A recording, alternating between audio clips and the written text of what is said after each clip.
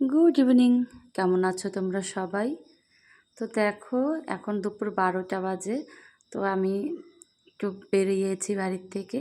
তো আমি যাব হচ্ছে কোথায়? যাব হচ্ছে ব্যাংকে। দেখো, আমাদের বাস স্ট্যান্ড কদমতলা চলে এসেছি।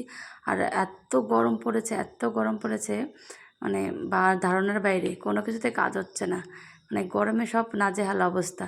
দেখো, টোটো পেয়ে গেছি, টোটোতেও উঠে গেছি। তো ওখানে যারা দাঁড়িয়েছিল ওদের সঙ্গে আমরা একসাথে যাব।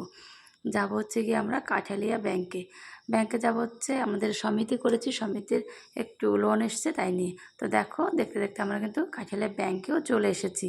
তো দেখো, এসে একটা বান্ধবীর সাথে দেখা হয়ে গেল। তো এসেই আমাকে আমাকে দেখেই উঠে পড়েছে, বলে বসো।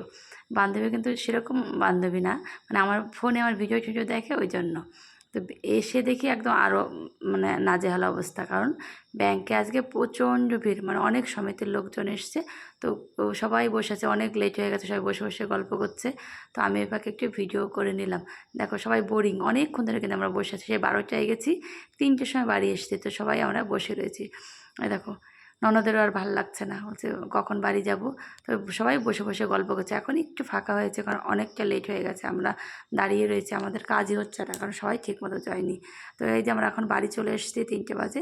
তো ভিডিওটা তোমাদের কেমন লাগলো বলো, আর দেখা হবে পরবর্তী কোনো ভিডিওতে। টাটা।